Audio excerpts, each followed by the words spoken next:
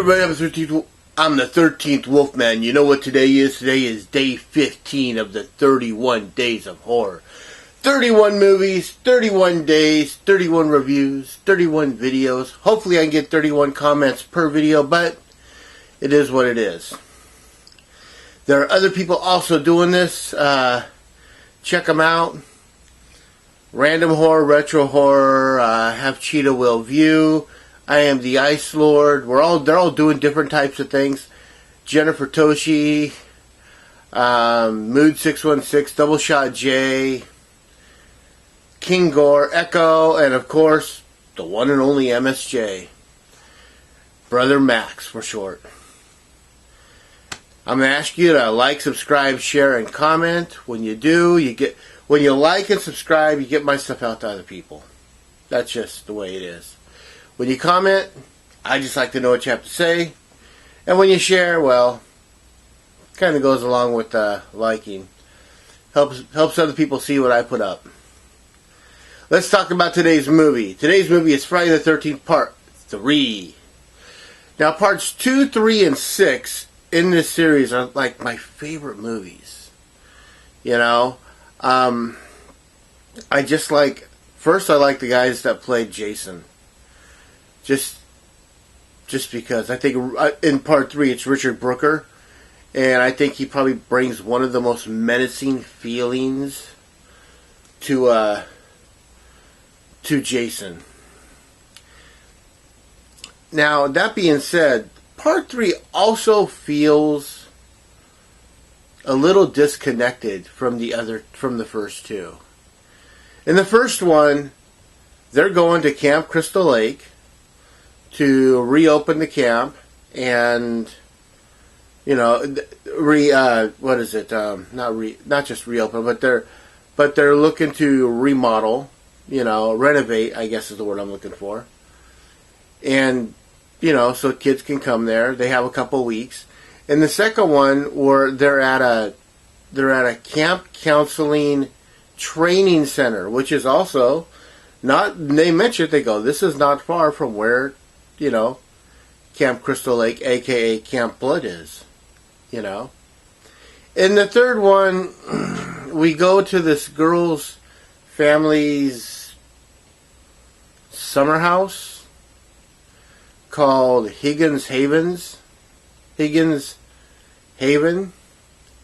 And even though Jason's in it, and it happens on a lake, they don't really mention Crystal Lake or Camp Crystal Lake. I mean, she says that at one point in time, 2 years ago, you know, she came across this ugly guy that kind of kidnapped her and tried to get to her, you know. And that's about it, but it just feels a little disconnected. Even though I like Part 3, it just doesn't feel quite as fluid. But here's the thing.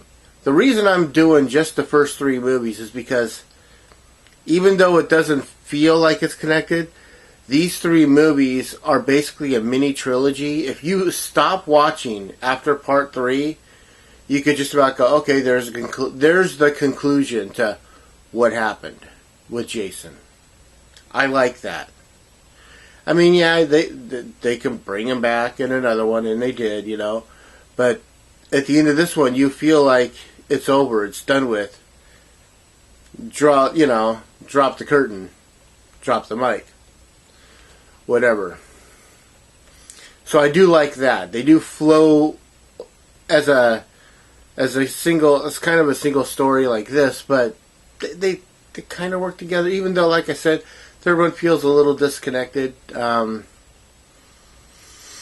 like it. I like the menacing, like I said before, the menacing entity that Jason is in this one. Richard Brooker really brought that kind of character, that flow. Now, let's talk about the elephant in the room. Part 3 was shot in 3D. Now, I didn't see this one in the drive-in, but I did see this one in the theater when it came out in 1983. And it's really funny because when this movie came out, there were 2 other movies that came out that same year. All third parts, all in 3D. We got Friday the 13th, Part 3 in 3D. Jaws 3 in 3D. And then you got Amityville 3 in 3D. The 3D fails in this movie, with the exception of like one thing. The problem is that 3D, 3Dimension came out in the 1950s, and they would shoot at one angle, and they'd shoot at a dead-on angle, and then you'd have to put the glasses on to get those 2 angles to coincide with one another, so it looked like a regular picture.